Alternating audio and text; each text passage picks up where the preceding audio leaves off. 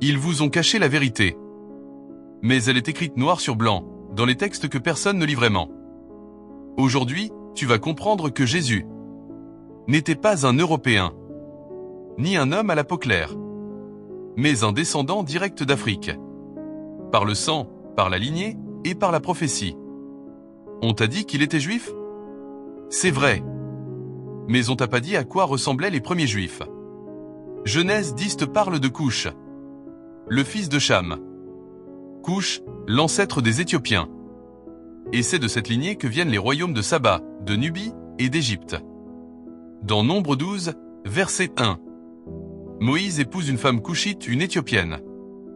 Et quand ses proches critiquent cette union, Dieu les frappe.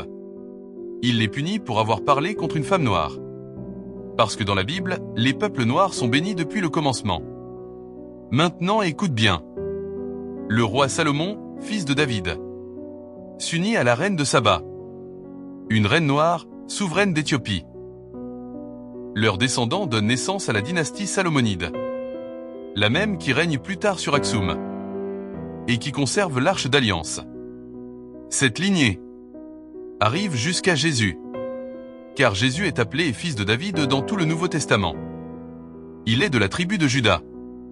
Mais cette tribu a été métissée depuis longtemps avec les lignées africaines. Et selon Matthieu chapitre 1, sa généalogie passe par Ruth la Moabite, un peuple de peau sombre selon les archives égyptiennes. Et pourquoi Joseph et Marie fuient-ils en Égypte pour cacher Jésus? Parce qu'en Égypte, il passait inaperçu. Parce qu'il ressemblait aux enfants africains.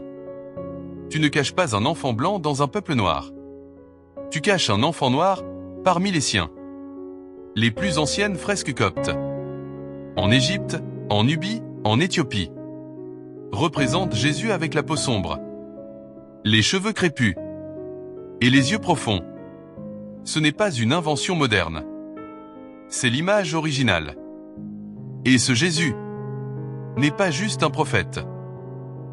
Il est le fruit d'une lignée divine, noire, royale, éthiopienne, un héritier du trône, un maître des anciens savoirs. Ils ont repeint son visage. Ils ont transformé son nom. Ils ont changé sa langue. Mais ils n'ont pas pu effacer son sang. Et ce sang continue de couler dans les peuples oubliés. Abonne-toi, parce que la suite va te montrer des preuves visuelles. Des statues, des icônes, des fresques, qui confirment ce que tu viens d'entendre. Et crois-moi, la suite va déranger l'histoire.